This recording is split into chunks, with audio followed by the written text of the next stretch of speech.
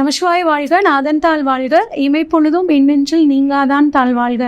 ஓம் நமசிவாய, ஓம் நமசிவாய, ஓம் நமசிவாய. குரு பிரம்மா, குரு விஷ்ணு, குரு தேவோ மகேஸ்வர, குரு சாட்சாத் பரம்பிரம்மா, தஸ்மை ஸ்ரீ குரவே நமக. நெக்ஸ்ட் ஜென் அஸ்ட்ரோ சேனல் நண்பர்கள் அனைவருக்கும் வணக்கம். நான் உங்கள் சங்கீதா ராம்குமார். குரு வக்ர பலன்களை பற்றி நம்ம பார்க்க போகிறோங்க. குரு பகவான் ஆனவர் பார்த்திங்கன்னா இருக்கக்கூடிய கிரகங்களில் முழு சுபத்தன்மையை கொண்டவர் குரு பகவானுங்க.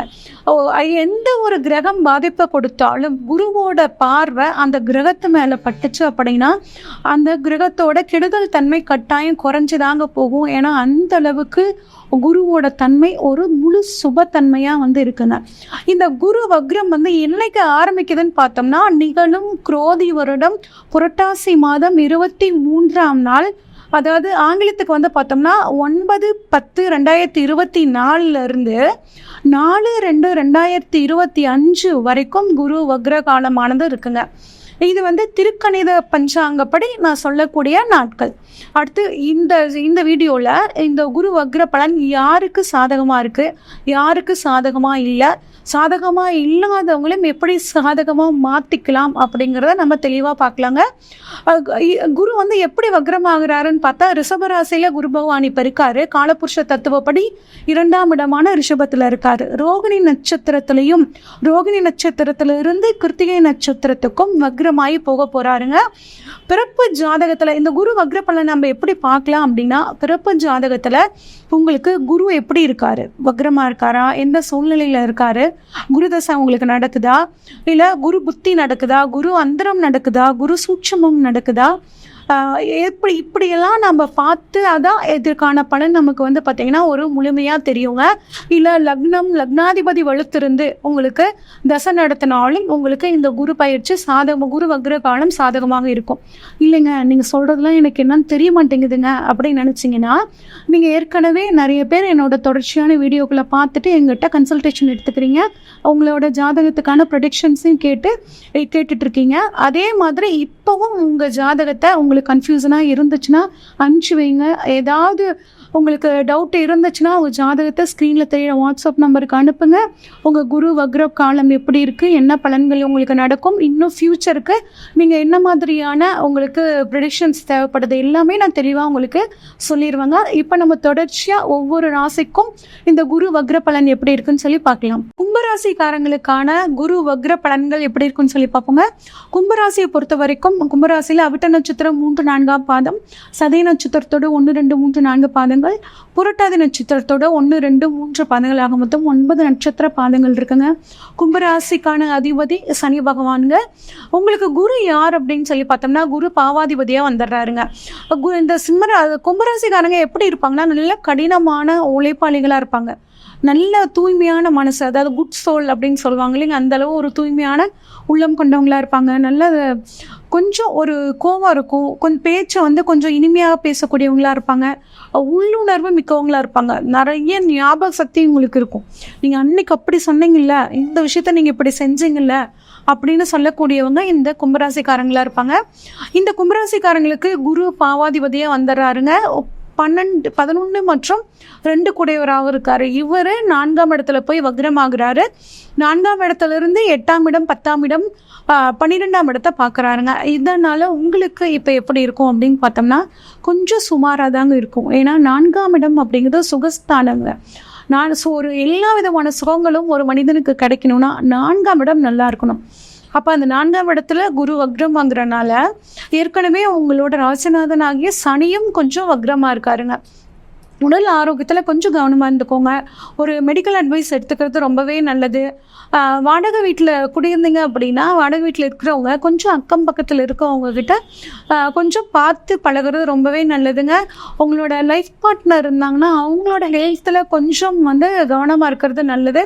படிக்கக்கூடிய மாணவர்கள் படிப்பில் கொஞ்சம் கவனமாக இருக்கணுங்க. வீடு வாங்கணும், நிலம் வாங்கணும், சொத்து வாங்கணும், தாராளமாக வாங்கலாம். ஆனால் டாக்குமெண்ட்டில் ஏதாவது பிரச்சனை இருக்கா அப்படின்னு பார்த்துட்டு நீங்கள் அது வாங்க வாங்குறது வந்து ரொம்பவே நல்லதுங்க. சரி, இப்ப பார்வை பலன் 8ஆம் இடத்தை வந்து குரு வக்ர பார்வை பார்க்கறனால நீண்ட நாளா எனக்கு ரொம்ப வருஷமா ஒரு வியாதி இருக்குங்க, குணமே பட்டமுல்ல, பார்க்காத டாக்டர் இல்லைங்க, எனக்கு எப்பதாங்க சரியாகும். உங்க ஜாதகத்திலையும் குரு வக்ரமாக இருந்தால் இந்த சமயத்துல கட்டாயம் ஒரு நல்ல ட்ரீட்மெண்ட் கிடைச்சி அதன் மூலியமா உங்களோட அந்த வியாதி வந்து குணமாகக்கூடிய ஒரு அற்புதமான அமைப்பு. எங்க அம்மாவுக்கு உடம்பு சரியில்லாம இருக்குங்க அப்படின்னு நீண்ட நாளா இருக்குன்னா அவங்களுக்கும் சரியாகக்கூடிய ஒரு அற்புதமான அமைப்பு இப்ப இருக்குங்க. அடுத்து வந்து பாத்தீங்கன்னா உங்க வீட்டு உபயோக பொருட்களை கொஞ்சம் கவனமா கையாளணும். அந்த இடிமின்னல் காலங்களில் வந்து அன்பிளக் பண்ணி வச்சிடுறது, மின்சாதன பொருட்களை பண்ணும்போது தேவையில்லாம அது ஃபால்ட் ஆகி அதனால உங்களுக்கு விரை செலவு ஆகுறத நீங்க தவிர்த்துக்க முடியும். வண்டி வாகனங்கள் வச்சிருந்தீங்கன்னா அதையும் கரெக்டாக சர்வீஸ் பண்ணி வச்சுக்கோங்க. அது மட்டும் இல்லாமல் வந்து பார்த்தீங்கன்னா திடீர் அதிர்ஷ்ட வாய்ப்புகள் உங்களுக்கு கிடைக்கும். ஒரு இன்சூரன்ஸ் போட்டு வச்சுருந்தீங்கன்னா அது இப்போ மெச்சூர்ட் ஆகி வரத்துக்கான ஒரு சூழல் ரொம்பவே நல்லா இருக்குது. ஆனால் ஆன்லைனில் வந்து இணையதளம் மூலியமாக ரம்மி விளையாடுறது அந்த மாதிரிலாம் பண்ணிங்கன்னா தேவையில்லாமல் சிக்கலில் பணத்தை இழக்கிற மாதிரியான ஒரு சூழல் வந்துடும். அதில் கொஞ்சம் கவனமாக இருங்க. அடுத்து 10ஆம் இடத்துல வந்து பார்த்தீங்கன்னா குருவோட பார்வைப்படுது. புதிய தொழில் தொடங்கணும்னு நினைக்கிறவங்க ஒரு தடவைக்கு 2 தடவை யோசித்து உங்கள் ஜாதகத்தில் குரு இருக்கிற பொசிஷனை பார்த்து வந்து நீங்கள் வந்து ஆரம்பிக்கிறது நல்லது. ஆனால் பிஸ்னஸ் பார்ட்னர்ஸை மட்டும் இப்போ யாரையும் புதுசாக கொண்டாட வேண்டாங்க. இன்னும் ஒரு 4-5 மாத காலங்களுக்கு போகட்டுங்க, அதுக்கப்புறம் நம்ம பார்த்துக்கலாம். தொழிலை விரிவாக்கம் பண்ணணும்னு நினைக்கிறவங்க தாராளமாக இந்த சமயத்தில் தொழிலை விரிவாக்கம் பண்ணலாம். கொஞ்சம் கடன் வாங்கி நீங்கள் விரிவாக்கம் பண்ணக்கூடிய ஒரு சூழல் இருக்குங்க. நீங்கள் தொழிலில் ஒரு நல்ல லாபம் அடையணும்னா இந்த சமயத்தில் நல்ல ஒரு உழைப்பை மூலதனமாக போடணுங்க. நிறைய உங்கள் தொழிலுக்காக நீங்கள் டைமை ஒதுக்கணும். அப்படி பண்ணிங்கன்னா தொழிலில் ஒரு நல்ல லாபம் அப்படிங்கிறது உங்களுக்கு கிடைக்குங்க. அடுத்து 12ஆம் இடத்துல வந்து பார்த்தீங்கன்னா குருவோட வக்ர பார்வைப்படுது. நிறைய வெளிநாட்டு பயணங்கள் போகக்கூடிய ஒரு அமைப்புங்க. வெளிநாட்டில் போய் தொழில் பண்ணலாம் அப்படின்னு நினைக்கிறவங்களுக்கும் இப்போ நல்லா இருக்கும். ஏற்றுமதி இறக்குமதி தொழிலில் ட்ராவல் ஏஜென்சி வச்சுருக்கவங்க, டிரான்ஸ்போர்ட் வச்சுருக்கிறவங்களுக்கெல்லாம் இந்த சமயத்தில் தொழில் நல்லா இருக்குங்க.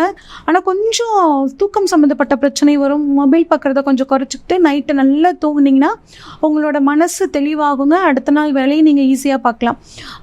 அடுத்து உங்களுக்கு 11ஆவது இடத்துக்கு வந்து உரியவராக வந்து குரு வந்துடுறாரு. கொஞ்சம் மூத்த சகோதரர்கள்கிட்ட விட்டு கொடுத்து போகிறது நல்லதுங்க. அதே மாதிரி உயர் அதிகாரிகள் சொல்கிறத விஷயங்களை வந்து உங்களுக்கு பிடிக்கலினா கூட அதை கொஞ்சம் ஒரு தன்மையாக அவங்களுக்கு எடுத்து சொல்லி புரிய வைக்கிறது உங்களுக்கு நல்லது. தொழிலில் அதிக உழைப்பு போடுவீங்க. வெளிநாட்டில் இருக்கிறவங்க கொஞ்சம் கவனமாக இருங்க. வேலையை விட்டுட்டு வரணும்னு நினைக்காதீங்க.